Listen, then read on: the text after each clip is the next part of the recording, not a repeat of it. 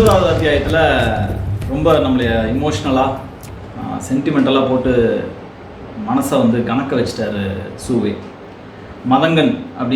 மதங்கர்கள் அப்படிங்கிற அந்த இனக்குழு எப்படி சோழர்களிடம் அடிமைப்பட்டு சிதைந்து போனது அப்படின்னும், பாரியின் நீண்ட நாள் கனவான மதங்கனின் கூத்தை பார்க்கணும் அப்படிங்கிற அவனுடைய ஆசை நிறைவேறினாலும் அந்த ஆசை நிறைவேறின கணத்தில் மதங்கன் எனக்கு கொல்லிக்காட்டு விதையை கொடுங்க அப்படின்னு கேட்டு பரம்பே திகைத்து போய் உறைந்து நின்று அந்த குலநாகினியின் வாக்கு மீறப்பட்டதனால வந்து அவர்களுக்குள் உணர்ந்த அந்த நடுக்கம் நமக்கும் கடத்தப்பட்டது. அந்த இடத்துல தான் போன அத்தியாயத்தை முடித்தார். இப்போ இவ்வளோ கனத்த இதயத்தோடு இருக்கிற நம்மளை கொஞ்சம் குஷிப்படுத்தணும்ல. ஸோ அதுக்காக இந்த 10வது அத்தியாயத்தில் நிறைய வெயிட்டான மேட்டர்ஸ்லாம் வச்சுருக்காரு. இவ்வளோ நாளாக வந்து யவன தேசத்து வணிகர்கள், யவன தேசத்தோடு வாணிகம் அப்படின்னு சொல்லி பல சாப்டர்ஸில் பேசிக்கிட்டே இருந்தாங்க. ஸோ ஃபஸ்ட்டு இன்றைக்கி 10வது சாப்டரில் யவனர்களை அறிமுகப்படுத்துகிறார் சூவே. யவன தேசத்திலிருந்து வந்த ஒரு மிகப்பெரிய சொலாண்டியா அப்படிங்கிற கப்பல் சிந்து நதியின் கழிமுகத்தில் இருக்கக்கூடிய ஒரு பாப்ரிகோன் அப்படிங்கிற துறைமுகத்தில் வந்து நங்கூரம் பாய்ச்சுது. அந்த கப்பலின் மாலுமி எபிரஸ் வந்து ரொம்ப தேர்ந்த மாலுமி. பல வருடங்களாக தொடர்ந்து சொலாண்டியாவை வந்து திறமையாக வழி நடத்திக்கிட்டு வந்துட்டு இருக்கான். அதனாலேயே தான் அவன் தொடர்ந்து அந்த கப்பலுக்கு மாலுமியாக இருக்கிறான். அந்த கப்பலினுடைய பாதுகாப்புக்கு மிக முக்கிய காரணமாக இருக்கிறவன், அந்த கப்பலின் பாதுகாப்புக்கு பொறுப்பாக இருக்கிறவன் த்ரேஷியன் அப்படின்னு சொல்லிட்டு அவன் பேர். அவன் தான் அந்த கப்பலினுடைய தளபதி, படைத்தளபதி. இப்போ த்ரேஷியனுடைய உருவ அமைப்பு எப்படி இருக்குன்னா, அவன் ஒத்த ஆளாக அந்த கப்பலை வந்து தள்ள முடியும், இழுக்க முடியும் அப்படிங்கிற மாதிரி. பாப்ரிகோன் துறைமுகம் வந்து அங்கே ட்ரேட்லாம் ஒன்றும் கிடையாது, ட்ரேடுக்காகலாம் அங்கே வந்து நிறுத்துறதில்ல. அப்போ எதுக்காக அங்கே நங்கூரம் பாய்ச்சிருக்காங்க அப்படின்னா, யவனத்திலிருந்து இவங்க கிளம்பி வந்து கடலில் பல மாதங்களாக பயணம் செஞ்சுட்டு வர்றாங்க. அப்போ பெண்களின் வாசம் அறியாத இந்த ஆண்கள் பெண்களின் சுகத்துக்காக ஏங்கி போய் கிடக்குறாங்க. அதனால தான் இவங்க பாப்ரிகோன் துறைமுகத்துக்கு போகிறாங்க. ஏன் அந்த துறைமுகம் அப்படின்னா, அங்கே இந்திய யவன கலப்பில் உருவான தங்க பதுமைகள் அந்த இடத்துல நிறைய இருக்காங்க அப்படின்னு சொல்லிட்டு ரொம்ப அழகாக இங்கே வர்ணிக்கிறார். யவன இந்திய சாயலில் உருவான அந்த பெண்களின் நீல கண்களும் செழித்த கொங்கைகளும் அந்த அரவணைப்பிலிருந்து மீண்டு வெளியில் வர்றதுக்கு மனசே இருக்காது இந்த மாலுமிகளுக்கு. அங்கே ஒரு வாரம் 10 நாள் கூட தங்குவாங்க. பல நாட்கள் அங்கே தங்கி இருந்துட்டு எபிரஸ் தான் எப்போவுமே முதல்ல கப்பலுக்கு போவான். எபிரஸ் வந்ததுக்கப்புறம் ரொம்ப லேட்டாக தான் த்ரேஷியன் வருவான். ஒரு வாரம் கூட ஆகலாம் சில சமயங்களில். அப்படி த்ரேஷியன் வரும்பொழுது ஒரு தடவை த்ரேஷியன் அவனை கோவப்பட்டு கோச்சிக்கலாம் முடியாது, ஏன்டா இவ்வளோ லேட்டு அப்படின்ட்டு. ஏன்னா இந்த இடத்துக்கு அப்புறம் தான் கடற்கொள்ளைக்காரர்களுடைய தொல்லையே ரொம்ப அதிகமாக இருக்கும். ஸோ அப்படி உள்ளே வர்றப்பே த்ரேஷியன் சொல்லிட்டே வர்றான், பெண்களின் உடலே ஒரு மர்ம குகை போல் இருக்கிறது. யவன வெளிர் மஞ்சள் நிறம் கொண்ட யவன பதுமைகளின் உள் நுழைந்து கரும் மஞ்சள் நிறம் கொண்ட இந்திய பதுமைகளின் வழியாக நீந்தி கரையேறி வந்தேன் அப்படின்னு அப்படியே ரொம்ப குதூகலமாக அவர் சொல்லிக்கிட்டே கப்பலுக்குள்ளே வர்றான் த்ரேஷியன். இப்போ இந்த பாப்ரிகோன் துறைமுகம் அப்படிங்கிறது எங்கேன்னு பார்த்தீங்கன்னா, கட்ச் வளைகுடா, ரான் ஆஃப் கட்ச் அப்படின்னு சொல்லுவாங்க. குஜராத்தோட ஏரியா அது. அந்த ஒரு மாங்காய் மாதிரி இப்படி இருக்கும் நம்ம இந்தியன் மேப்பில் பார்த்தீங்கன்னா. ஸோ அங்கேருந்து அடுத்த துறைமுகம் எது அப்படின்னா சுபாகரா அப்படிங்கிற ஒரு ஏரியாவை தாண்டி போகணும் இவங்க. சுபாகராங்கிறது சௌராஷ்டிரா அந்த ஏரியாவாக இருக்கலாம் அப்படிங்கிறது என்னுடைய அனுமானம். அதுக்கு அந்த இடத்த தாண்டி போகும்பொழுது அந்த கட்ச் வளைகுடாவில் கடல் பகுதி ஆழமாக இருக்காது. ஸோ ஒன்றும் தள்ளாட்டாலாம் இல்லாமல் கப்பல் போகிறது சுலபம் தான். ஆனால் அங்கே இருக்கக்கூடிய பிரச்சனை என்னென்னா, கூர்மையான பாறைகள். அந்த பாறைகளில் சிக்கி கப்பல் உடைந்துடாமல் ரொம்ப பாதுகாப்பாக கப்பலை திறமையாக வழி நடத்திட்டு போகணும். எபிரஸ் அதில் கில்லாடி. இந்த சுபாகராங்கிற ஏரியாவை தாண்டிட்டா அடுத்து வரக்கூடிய மேலிமங்கலம், மங்களகிரி, மேலிமேடு, அடுத்து வரக்கூடிய மேலிமேடு, மங்களகிரி இந்த மாதிரியான ஏரியாலாம் தான் ரொம்ப டேஞ்சரஸான ஏரியா. அங்கே கடற்கொள்ளையர்களின் நடமாட்டம் ரொம்ப அதிகம். இப்போ இந்த இடத்துல தான் த்ரேஷியனுக்கு வேலையே. அந்த 2 ஏரியாவை தாண்டிட்டா தொண்டி. இப்போ இந்த மேலிமேடு, மங்களகிரிங்கிறது மோஸ்ட் ப்ராபப்ளி மும்பை அண்ட் கோவாவாக இருக்கணும் அப்படிங்கிறது என்னுடைய அனுமானம். அது 2 தான் ரொம்ப பெரிய போர். மேலிமேடு, மங்களகிரி, அதிலிருந்து கீழே இறங்கினாங்கன்னா அடுத்த துறைமுகம், முக்கியமான துறைமுகம் தொண்டி. இப்போ தொண்டி தான் வந்து ஃபஸ்ட்டு இவங்க போய் இறங்குறது. தொண்டி வந்து அதாவது குடநாடு, குட்டநாடு, குடநாடும் குட்டநாடும் சேர்ந்தது தான் சேரநாடு. மேப்பில் நீங்கள் பார்த்தீங்கன்னா தெரியும். தொண்டி வந்து மேலே இருக்கக்கூடிய துறைமுகம். அது இன்றைய கோழிக்கோடாக இருக்கலாம் அப்படிங்கிறது என்னுடைய அனுமானம். மேப்பை பார்த்தா எனக்கு அப்படி தான் நான் சொல்கிறேன். கீழே குட்டநாடோட துறைமுகம் வந்து முசிறி. இப்போ முசிறிங்கிறது என்னவாக இருக்கணும்னா கொச்சினாக இருக்கணும். கொல்லம். ஸோ மேலே வந்து கோழிக்கோடு, கீழே கொச்சின். ஸோ ஃபஸ்ட்டு வந்து தொண்டிக்கு போவாங்க. தொண்டியிலேருந்து முசிறிக்கு அப்புறம் குமரி. குமரியில் இருக்கிறது கொர்க்கை துறைமுகம். குமரிக்கு மேலே வைப்பூருங்கிறது பாண்டிய மன்னனுடையது, வைகை நதி கழிமுகத்தில் இருக்கக்கூடியது. இன்றைக்கி வந்து மதுரை வந்து கடல்லேருந்து ரொம்ப தூரம் உள்ளே இருக்குது. பட் சங்க காலத்தில் வைகை நதியின் கழிமுகம், வைகை நதி கடலில் போய் கலக்கிற இடத்துல வைப்பூர் துறைமுகம் இருந்திருக்கணும் அப்படிங்கிறதான் ஆய்வுகள் சொல்லுது. அதுக்கு மேலே பார்த்திங்கன்னா காவிரி கழிமுகத்தில், காவிரி வந்து கடலில் கலக்கிற இடத்துல பூம்புகார் துறைமுகம். ஸோ தொண்டி, முசிறி, கொர்க்கை, வைப்பூர், பூம்புகார், இப்படி தான் இந்த கப்பல் போகும். ஒவ்வொரு இடத்துலையும் போய் இவங்ககிட்ட இருக்கிற பொருட்களை எல்லாம் இறக்கி வச்சுட்டு, அவங்களுக்கு வேணுங்கிற பொருட்களை ஏற்றிக்கிட்டு இறக்கி வச்சுட்டு போவாங்க. வரும்பொழுது ஒவ்வொரு துறைமுகத்தில் இருந்தும் அவங்களுக்கு தேவையான பொருட்களை மறுபடியும் கப்பலில் ஏற்றிக்கிட்டே போவாங்க. இப்போ தொண்டி வந்துட்டாங்கன்னா ரொம்ப பாதுகாப்பு. தொண்டிக்கு வந்து நாவலத்தீவு அப்படின்னு பேர். ஏன்னா அங்கே நிறைய நாவல் மரங்கள் இருக்குது. சம்புத்தீவு அல்லது நாவலத்தீவு அப்படின்னு பேர் அந்த இடத்துக்கு. இப்போ நாற்சதுர நிலப்பரப்பு அப்படின்னு யவனர்கள் வந்து அவங்களுடைய ரெக்கார்ட்ஸில் குறித்து வச்சுருந்துருக்காங்க. இதெல்லாம் இந்த அளவுக்கு நுணுக்கமாக இவர் எழுதியிருக்காருன்னா கண்டிப்பாக ஆதாரத்தின் சான்றுகளின் அடிப்படையில் தான் எழுதியிருப்பார் அப்படின்னு நானும் அனுமானிச்சுக்கிறேன். இதில் 68 நதிகளும் 65 ஆறுகளும் 118 நாடுகளும் இந்த நாற்சதுர நிலப்பரப்புக்குள் இருந்தன அப்படின்னு எழுதுறாரு. இப்போ தொண்டியில் வந்து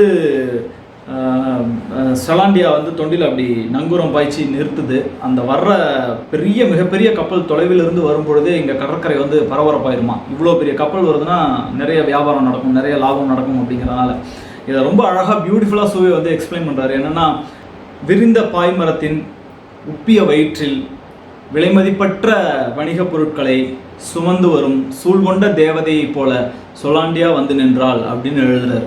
ரொம்ப பியூட்டிஃபுல்லான டெஸ்கிரிப்ஷன். எனக்கு ரொம்ப இந்த சாப்டரில் பிடிச்ச வரிகளில் இதுவும் ஒன்று. ஸோ இப்படி வந்து நங்கூரம் போட்டு இறங்குற எபிரஸ் அங்கே ரொம்ப நாள்லாம் தங்க போகிறதில்ல எங்கள் குடநாட்டில். ஏன்னா இப்போ குடநாடு, குட்டநாடு இது ரெண்டில் பார்த்தீங்கன்னா இது ரெண்டுமே சேர மன்னர்கள் தான். குடநாடுங்கிற அந்த நாட்டினுடைய அரசன் வந்து குடவர்கோ, அவனுடைய அமைச்சன் தான் கொளூர் சாத்தன். இந்த குடநாடு வந்து அவங்களுடைய பரம்பரை வந்து அந்துவன் பரம்பரை அப்படின்னு அழைக்கப்படுறாங்க. குட்டநாட்டினுடைய அரசன் உதியஞ்சேரல் தான் பாரிக்கிட்ட போரில் தோற்று போனவன். ஸோ உதியஞ்சேரலுடைய பரம்பரை வந்து உதியன் பரம்பரை அப்படின்னு அழைக்கிறாங்க. உதியஞ்சேரலுடைய துறைமுகம் முசிறி, குடவர்கோவோட துறைமுகம் தொண்டி. ஸோ தொண்டி தான் ஃபஸ்ட்டு போர்ட். ஆனால் உதியஞ்சேரல் வந்து குடநாட்டை விட உதியஞ்சேரலுடைய குட்டநாடு வணிகத்தில் சிறந்தது. ட்ரேடில் வந்து கொஞ்சம் முன்னாடி இருக்காங்க. இங்கே வந்து நிறைய இறக்குறதுக்கு பொருள்லாம் இல்லை, ஏற்றுறதுக்கு நிறைய பொருள்லாம் இல்லை. இப்போ இவங்க கப்பல்லேருந்து செலாண்டியாவிலேருந்து என்னெல்லாம் இறங்குதுன்னு பார்த்தீங்கன்னா, பவளக்கற்கள், மதுப்புட்டிகள், ரசக்கண்ணாடிகள் அப்படிங்கிறது இங்கே வேற ஒன்றும் கிடையாது. முகம் பார்க்குற கண்ணாடி, பின்னாடி வந்து ஆரஞ்சு கலரில் இருக்கும், பாதரசம் மெர்க்குரியை பூசியிருப்பாங்க, அதனால் அதுக்கு ரசக்கண்ணாடின்னு பேர்.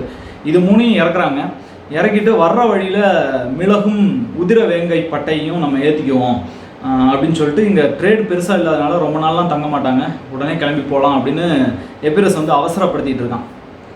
இப்போது இந்த இடத்துல ரொம்ப முக்கியமான ஒரு விஷயத்தை நம்ம அப்சர்வ் பண்ணணும். என்னென்னா, என்ன சரக்கை வாங்கிட்டு என்ன சரக்கை ஏற்றிருக்காங்கன்னு பாருங்கள். நம்மளால் மதுப்புட்டிகள், ரசக்கண்ணாடிகள், பவளக்கற்களாவது ஓகே, அதுவும் பவளக்கற்கள் தான். நம்மக்கிட்ட நவரத்தினங்கள் இருந்தன, வைரங்கள் இருந்தன, அதுக்கப்புறம் தங்கம் கிடந்தது. இதையெல்லாம் விட்டுட்டு பவளம்ங்கிறது வந்து ரொம்ப விலை மலிவான ஒரு சரக்கு. அதையெல்லாம் வாங்கிட்டு எதை கொடுத்தாங்க அப்படின்னு பார்த்தா மிளகு வந்து அவ்வளோ ஒரு முக்கியமான ஸ்பைஸ். இந்த உலகத்திலேயே மேற்கு தொடர்ச்சி மலையில் மட்டுமே காணப்பட்ட ஒரு ஸ்பைஸ், அது வேறு எங்கேயுமே இல்லை. அந்த இதை கொடுத்துட்டு அது கூட வேறு எதை சேர்த்து கொடுக்குறாங்க பார்த்தீங்கன்னா, உதிர வேங்கை பட்டை. உதிர வேங்கைங்கிறது வேற ஒன்றும் இல்லை, சந்தன வேங்கைக்கு இன்னொரு பேர் உதிர வேங்கை, செம்மரம். ஏன் இதை உதிர வேங்கைன்னு சொல்கிறாங்கன்னா, அந்த செம்மரத்தில் வந்து நீங்கள் அறுத்தீங்க அப்படின்னா ரத்தமாட்ட பால் வடியும். ஸோ அது வந்து ரத்தம் உதிரம். ஸோ இப்படிப்பட்ட விலைமதிக்க முடியாத பொருட்களை கொடுத்துட்டு மதுப்புட்டிகளை இறக்குமதி பண்ணதுனால தான் என்னமோ இன்றைக்கி நம்ம கொரோனா பீரியடில் கூட டாஸ்மாக் முன்னாடி கும்பல் ஆளும்போது தமிழனுடைய ஜீனில் சரக்கு ஓடுதுன்னு நினைக்கிறேன். ரெண்டாவது, இந்த மாதிரி பொருளெல்லாம் இறக்கி வச்சுட்டு இவன் எபிரஸ் கிளம்புறதுக்கு ரெடியாக இருக்கான். அந்த நேரம் பார்த்து கோளூர் சாத்தன் ஒரு 2 வணிகர்களோட எபிரஸோட மாளிகைக்குள்ளே உள்ள நுழையிறான். உள்ள நுழையிறான். இதுக்கப்புறம் இந்த பக்கம் பார்த்தா திரேஷியன் வந்து கப்பலுக்கு போகிறான். கப்பலை கிளம்பலாம் அடுத்த துறைமுகத்துக்கு முசிறிக்கு போகிறதுக்கு லேட் ஆச்சு அப்படின்ட்டு. அங்கே போய் பார்த்தா எபிரஸ் வரல. இன்னும் எபிரஸ் வரலையா, ஆச்சரியமாக இருக்குது, அவன் லேட்டாக வரமாட்டானே, அப்போ ஏதோ முக்கியமான வேலை இருக்குது அப்படின்னு சொல்லிட்டு திரேஷியன் திரும்பி எபிரஸோட மாளிகைக்கு வர்றான். எபிரஸோட மாளிகைக்கு உள்ளே நுழைஞ்சா பார்த்தா கோளூர் சாத்தன் உட்காந்துருக்கான். 2 சைடில் 2 வணிகர்கள் உட்காந்துருக்காங்க. எபிரஸ்க்கு முன்னாடி இருக்கிற டேபிளில் ஒரு பெரிய தங்க தட்டு நிறையா கொல்லிக்காட்டு விதைகள் பறக்க வைக்கப்பட்டிருக்கின்றன. போகிறப்ப எபிரஸ் வந்து கோளூர் சாத்தன்கிட்ட சொல்லிட்டு இருக்கான், நாங்கள் பூம்புகார் போயிட்டு நாங்கள் திரும்பி வர்றதுக்குள்ளே உங்களால் எவ்வளோ கலெக்ட் பண்ண முடியுமோ அவ்வளோ கலெக்ட் பண்ணி வைங்க இந்த கொல்லிக்காட்டு விதைகளை. நான் அதுக்கு நீங்கள் என்ன விலை கேட்குறீங்களோ அதை நான் கொடுக்குறேன், பார்கெனே கிடையாது. எவ்வளோ விலை கொடுத்தனாலும் நான் அவ்வளோ விதைகளையும் நான் வாங்கிட்டு போகிறதுக்கு தயாராக இருக்கேன் அப்படின்னு சொல்லிட்டு பை அப்படின்னு சொல்லிட்டு கிளம்புறாங்க. கிளம்பி திரேஷியனோட கப்பலுக்கு போகிறப்போ சொல்லிட்டே போகிறான், இந்த வணிகம் மட்டும் கைகூடுச்சுன்னா, இந்த பிஸ்னஸ் டீல் மட்டும் ஓகே ஆச்சு அப்படின்னா குடவர்கோ வந்து உதயஞ்சேரலை பின்னுக்கு தள்ளி விடுவான். யவன வணிகத்தின் உச்சாணியில் அவன் ஏறி அமர்வான் இந்த மூவேந்தர்களில். அது மட்டும் இல்லை, நம்ம வந்து யவன தேசத்தின் மந்திர மனிதர்களாகி போவோம். அப்படிப்பட்ட சிறப்புமிக்க ட்ரேடாக இது இருக்கும். இதுதான் வந்து இனிமேல் ஹிஸ்ட்ரியை வந்து டைரக்ட் பண்ணக்கூடியதாக இருக்கும் அப்படின்னு சொல்லிட்டு அவங்க போய் கப்பலில் ஏறுறாங்க. இந்த இடத்துல ஸ்க்ரீனை போடுறாரு சூவே. ஸ்க்ரீனை போட்டு நம்மளை எங்கே கூப்பிட்டு போகிறாருன்னா பாரியோட அரண்மனைக்கு, எவியூரில் இருக்கக்கூடிய பாரியினுடைய அரண்மனைக்கு கூப்பிட்டு போகிறாரு. பாரியோட அரண்மனை கூட கிடையாது, பாரியோட கோர்ட். யார் இருக்காங்கன்னா கோளூர் சாத்தன் தான் வந்து உட்காந்துருக்கான் பாரியை மீட் பண்ணுறதுக்கு. உங்களுக்கு ஞாபகம் இருக்கும்னு நினைக்கிறேன், ஒரு 2 சாப்டருக்கு முன்னாடி கடம்ப மரத்துக்கு முன்னாடி போய் பாரி நின்று முருகன்கிட்ட அவனுடைய கோபத்தை வெளிப்படுத்திட்டு 60ஆம் படி கிடைக்கலிங்கிற கோபத்தை வெளிப்படுத்திட்டு அவன் திரும்ப போகலாம் அப்படின்னு வரும்பொழுது மலைச்சரிவிலிருந்து ஒரு வீரன் இறங்கி வந்து, குடவர்கோவின் அமைச்சன் கோளூர் சாத்தன் உங்களை சந்திக்க வந்திருக்கிறான் வேந்தே அப்படின்னு வணங்கிட்டு தகவல் சொல்கிறதோட அந்த அத்தியாயம் முடிஞ்சுது. அது 8வது அத்தியாயம். இப்போ அந்த குடவர்கோவனோட அமைச்சன் கோளூர் சாத்தனை சந்திக்கிறதுக்கு பாரி வர்றான். பாரி வந்து அவனுடைய ஆசனத்தில் அமர்றான். அவன் உட்காந்தோடனே அவனுக்கு முன்னாடி வந்து ஒரு டேபிள் இருக்குது. கோளூர் சாத்தன் உட்காந்துருக்கான் எதிர்த்த மாதிரி. அந்த டேபிளில் பரிசு பொருட்களெல்லாம் ஒரு தட்டில் பரப்பி வச்சுருக்காங்க. என்ன பரிசு பொருள் அப்படின்னு பார்த்தா, யவனர்களின் கப்பலிலிருந்து இறக்கப்பட்ட ஒரு ரச கண்ணாடி, அதாவது யவன அழகிகளின் சிற்பங்கள் பொறிக்கப்பட்ட வேலைப்பாடு மிகுந்த ஒரு ரச கண்ணாடி. அந்த ரச கண்ணாடியை வந்து பாரி வந்து உட்கார்ந்தோடனே பாரியினுடைய முகம் அந்த கண்ணாடியில் தெரிகிற மாதிரி செட் பண்ணி வச்சுட்டு ரெடியாக உட்காந்துருக்காங்க கோளூர் சாத்தன். பிஸ்னஸ் டாக்டிக்ஸ், ஒரு சேல்ஸ்க்காக வந்திருக்காருல அந்த மாதிரியான ஒரு மனுஷன். பாரி கபிலர் வந்துருக்கிறதுனால பாரியோட முகம் வந்து அப்படியே கனிந்து பூரிப்பா அப்படியே சந்தோஷத்தின் உச்சியில் இருக்கிறான் அவன் முகத்தை. இப்போ அப்படி அந்த சிரிப்போட பூரிப்போட உள்ளே வர்ற பாரியை பார்த்தோன்னே கோளூர் சாத்தனுக்கு ரொம்ப சந்தோஷம் ஆச்சு. சரி, இன்னைக்கு பாஸ் வந்து ரொம்ப நல்ல மூடில் இருக்கிறாரு, நம்ம வந்த பிஸ்னஸ் டீல் கிளிக் ஆகிடும் அப்படின்ட்டு அவனுக்கு ஒரு சின்ன குஷி. உள்ளே வர்றப்பே பாரி வந்து அப்படி அந்த டேபிளில் பரப்பி வச்சுருக்கிறதெல்லாம் பார்க்குறான். பார்த்துட்டு அவன் போய் உட்காரான். உட்கார்ந்தோடனே, வேந்தனுக்கு வணக்கம், குடநாட்டு அரசன் கடவர்கோ இந்த அன்பு பரிசுகளை காணிக்கையாக உங்களுக்கு கொடுத்துருக்கிறாரு அப்படின்ட்டு ப்ரெசென்ட் பண்ணுறான். அதை கேட்ட உடனே பாரியோட உதட்டில் இருந்த அந்த சின்ன சிரிப்பு அப்படியே அடங்குது. அந்த பரிசை ஏற்றுக்காமே அவன் சொல்கிறான், என்ன வேணும் அப்படின்னு கேட்குறான். இது ஃபஸ்ட்டு அடி கோளூர் சாத்தனுக்கு. ஐயோ என்னடாச்சு, மூஞ்சி மாறிடுச்சே அப்படின்னு சொல்லிட்டு, எனது அரசன் உங்களிடம் ஒரு வணிகம் பேச சொல்லி என்னை அனுப்பியிருக்காரு அப்படின்ட்டு மெல்ல ஆரம்பிக்கிறான். பார்த்து போடணும், ஆரம்பிக்கிற சொல் வந்து ஆரம்பத்தில் ரொம்ப கேர்ஃபுல்லாக இருக்கணுங்கிறதுனால, எனது அரசன் உங்களிடம் வணிகம் பேச சொல்லி என்னை அனுப்பி வைத்துள்ளார் அப்படின்னோடனே பாரி அப்படியே ரொம்ப கூலாக கேட்குறான். வணிகம் இயற்கைக்கு எதிரானதாயிற்றே, அதை என்னோடு பேசுவதற்கு இங்கே எதற்கு வந்தீர்கள் அப்படின்னு கேட்குறான். இப்போ இதை கேட்டோடனே இவருக்கு டென்ஷன் ஏற ஆரம்பிச்சிருச்சு. எச்சியை கூட்டி கோளூர் சாத்தன் முழுங்கிட்டு, உங்களுக்கு தெரியாது இல்லை அப்படிங்கிற மாதிரி ஒரு பிட்டை போடுறாரு. என்ன சொல்கிறாருன்னா, அவர் கேட்குறாரு, வணிகம் தானே அரசின் அச்சாணி, வணிகம் செழித்தால் தானே அரசு செழிக்கும், அரசு செழித்தால் தானே மக்கள் வளமாக இருப்பார்கள் அப்படின்னு சொல்லிட்டு இவர் வந்து பாரியை மடக்கிறாராம். எதிர்கேள்வி போட்டு ரெட்ரிக்கல் கொஸ்டின் கேட்குறாரு. பாரி அதுக்கு வந்து இதுக்கெல்லாம் அசர்றானா பாரி ரொம்ப அசால்ட்டாக கேட்குறான். வணிகமே இல்லாததால் தான் நாங்கள் செழித்து வாழ்ந்து வருகிறோம்.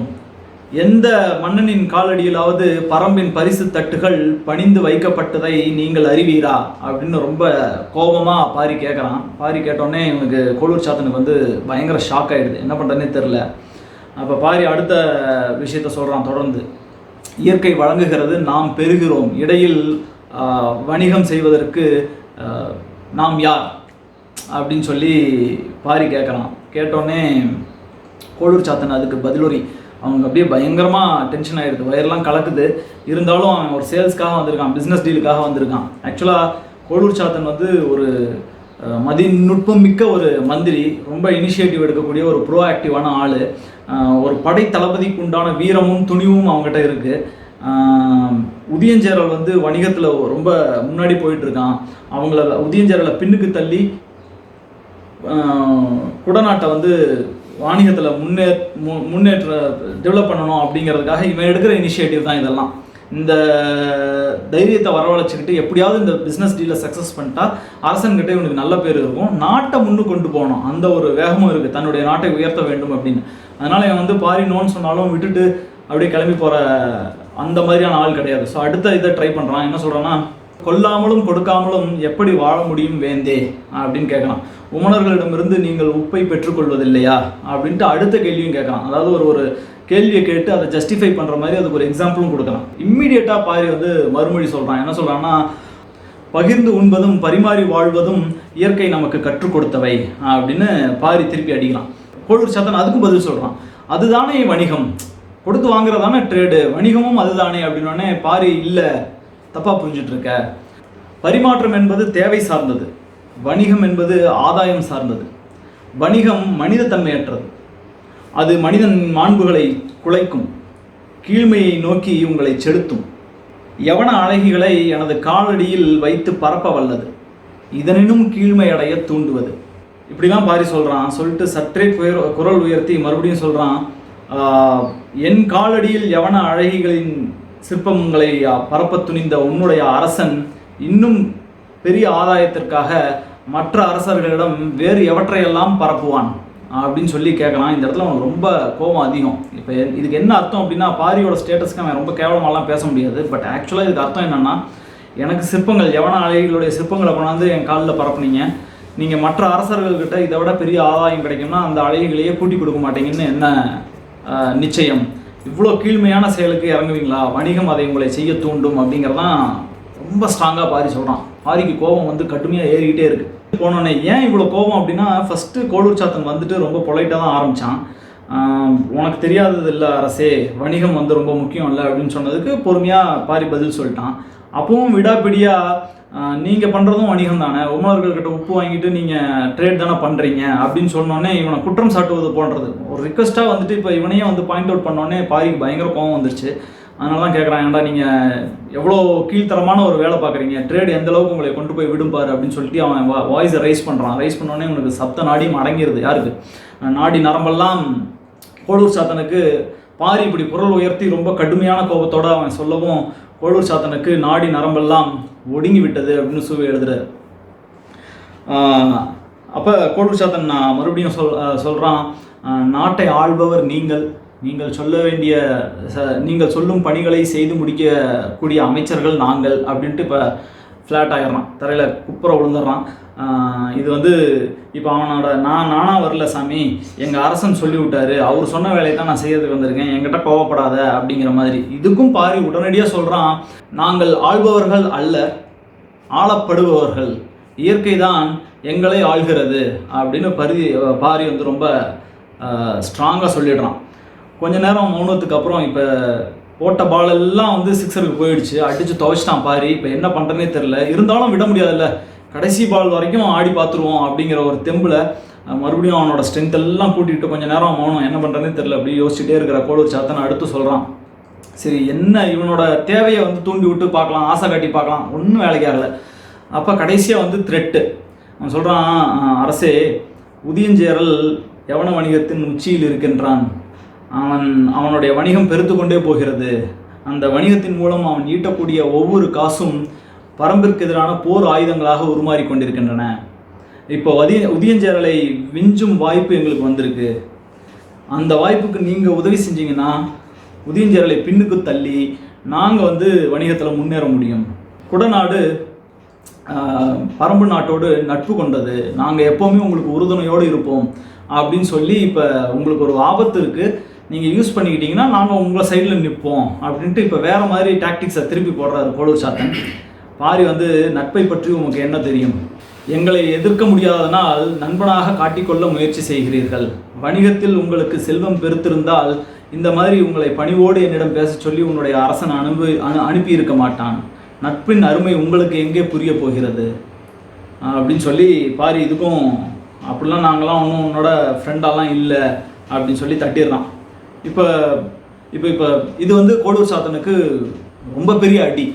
என்னடா முதலுக்கே மோசம் வந்துருச்சு அப்படின்னு சொல்லிட்டு, அரசே அப்படி என்றால் குட்டநாட்டுக்கும் குடநாட்டுக்கும் வேறுபாடே இல்லையா அப்படின்னோடனே பாரி சொல்கிறான், இல்லை வேறுபாடு இருக்குது. அது என்ன அப்படின்னா, உன்னுடைய அரசன் குடவர்கோவின் தந்தையை வாழ அனுமதித்தேன், உதியஞ்சேரலின் தந்தையை கொன்றொழித்தேன்.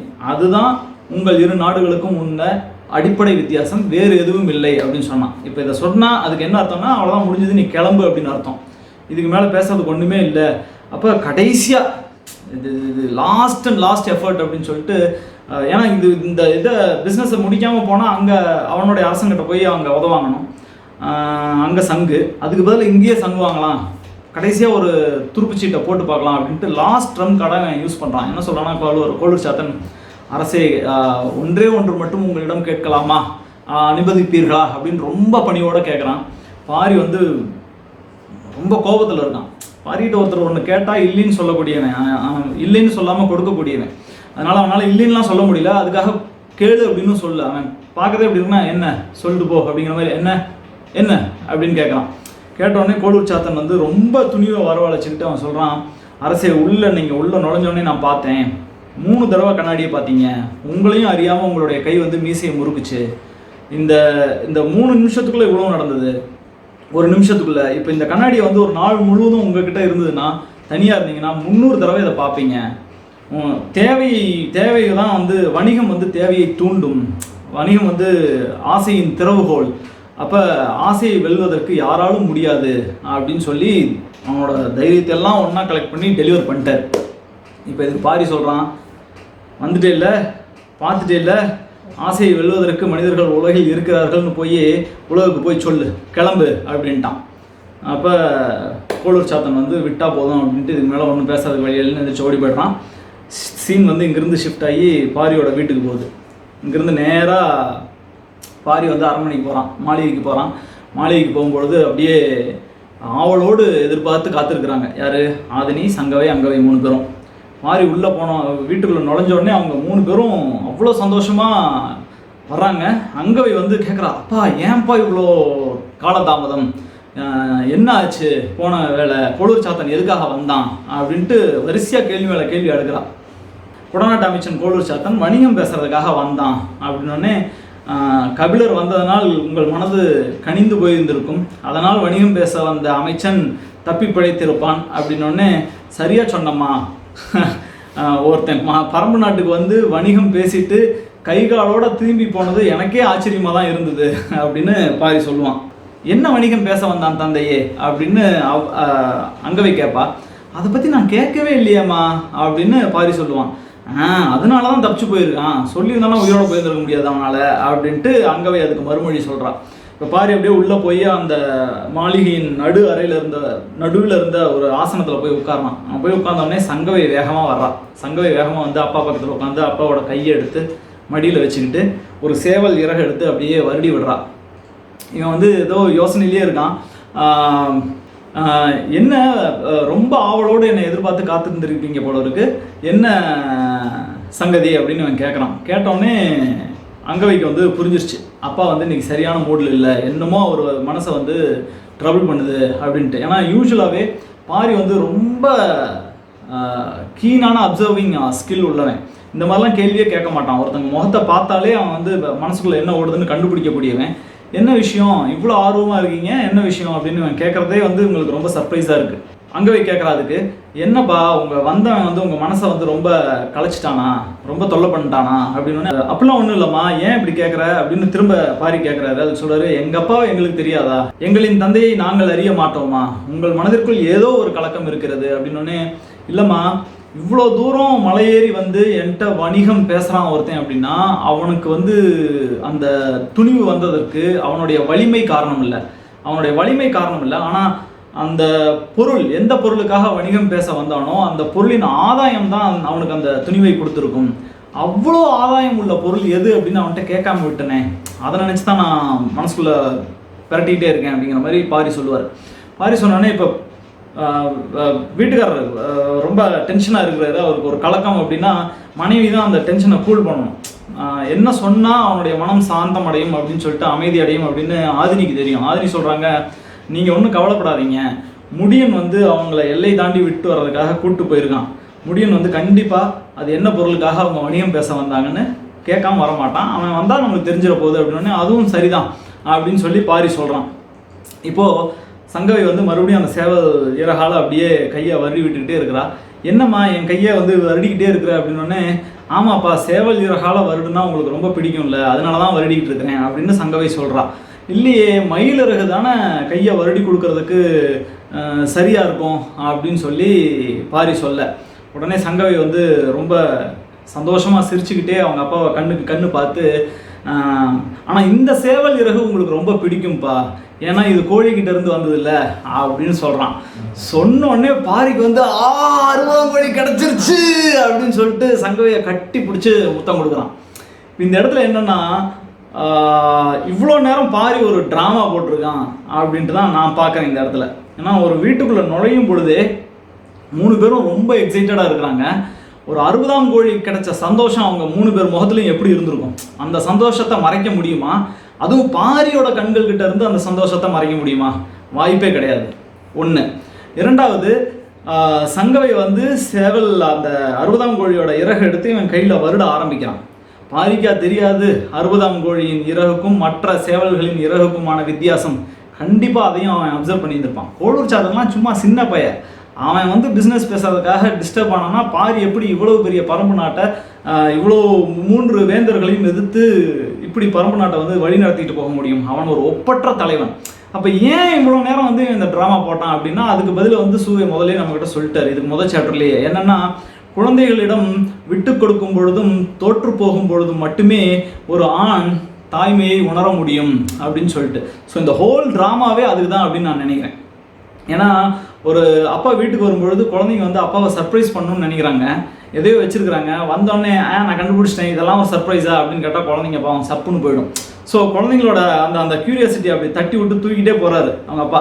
இப்போ ஸ்டெப் பை ஸ்டெப்பாக இவங்க போகிறாங்க, அதை பில்ட் பண்ணிகிட்டே போய் கடைசி அதுவும் எங்கே ஓப்பன் பண்ணுறாருன்னா சங்கவை தான் ஓப்பன் பண்ணுவோம். சங்கவை தானே இருக்கிறதுலே சின்ன பொண்ணு. ஸோ அங்கவைக்கு கூட அந்த சந்தோஷத்தை கொடுக்கல. சங்கவை வந்து அப்படி வருடி கொடுத்து, அப்பா இந்த சேவல் இறகு தான் உங்களுக்கு ரொம்ப பிடிக்கும், ஏன்னா இது கோழிக்கிட்ட இருந்து வந்தது அப்படின்னு அவர் சொல்கிறப்ப, எனக்கு இவ்வளோ நேரம் தெரியவே இல்லையே கண்ணு, நீ எவ்வளோ புத்திசாலி பாரு அப்படின்னு சொல்லிட்டு சந்தோஷமாக கட்டி பிடிச்சிக்கிற மாதிரி ஒரு ட்ராமா ப்ளே பண்ணுறாரு அப்படின்ட்டு தான் நான் இந்த இடத்த பார்க்குறேன். ஸோ இந்த மாதிரியான நெரேட்டிவ் டெக்னிக்ஸ் இந்த நாவல் ஃபுல்லாக இருக்குது. அதனாலேயே வந்து ரொம்ப இரண்டாவது தடவை ஒவ்வொரு தடவை பாரியோட நாவலை படிக்கிறப்பவும் இந்த மாதிரி புது புது அர்த்தங்கள் எனக்கு கிடச்சிக்கிட்டே இருக்குது. இது நான் முதல் முறை நான் படித்தப்போ, 2வது முறை படித்தப்போ எனக்கு இந்த அர்த்தங்கள் கிடைக்கல. நான் இது 3வது 4வது முறை படிக்கும் பொழுது எனக்கு தோன்றக்கூடிய எண்ணங்களாக இது இருக்குது. இந்த மாதிரி கனெக்ட் பண்ணி பார்க்குறது தான் வாசிப்பின் அனுபவம். இது வந்து நம்ம வாசித்து பழக்கம் இருக்கிறவங்களுக்கு தான் இந்த மாதிரியான ஒரு சுகம்லாம் கிடைக்கும். ஸோ இந்த சீனை வந்து இந்த இடத்துல நிறுத்திட்டு கேமராவை தூக்கிட்டு பரம்பு நாட்டின் எல்லைக்கு போகிறாரு சூவே. அங்கே என்ன நடக்குதுன்னு பார்த்தா, முடியன் வந்து முன்னாடி போயிட்டுருக்கான், பின்னாடி கோளூர் சாத்தன், அந்த 2 வணிகர்கள் அவங்களுக்கு பின்னாடி பாதுகாப்பு வீரர்கள் இப்படி நடந்து போயிட்டுருக்குறாங்க. போயிட்டுருக்கும் பொழுது கோளூர் சாத்தன் நினைக்கிறான், இந்த உலகத்தில் விரி ஈட்டி, கேடயம், சூரிவாள் அப்படின்னு வெப்பன்ஸ் எல்லாம் எவ்வளோ டெவலப் ஆகிட்டு போயிட்டே இருக்குது. இந்த காட்டு பசங்க இன்னும் இடுப்பில் வந்து மாட்டு கொம்பை சுற்றிட்டு அலையிறானுங்க, இவனுக்கிட்ட ட்ரேடை பற்றி எப்படி நம்ம பேசி வணிகத்தை பற்றி புரிய வைக்கிறது அப்படின்ட்டு கோளூர் சாத்தன் அவனுக்கு இன்னும் அதை விடுறதுக்கு மனசு இல்லை. எதையாவது பண்ணி பிஸ்னஸை வந்து சக்ஸஸ் பண்ணிடணும், ஒரு டீல் பேசிடணும் அப்படின்னு தானே வந்திருக்கான் இவ்வளோ தூரம் கஷ்டப்பட்டு. ஸோ அதை வெறுங்கையோடு போகிறதுக்கு அவனுக்கு வந்து மனசே இல்லை.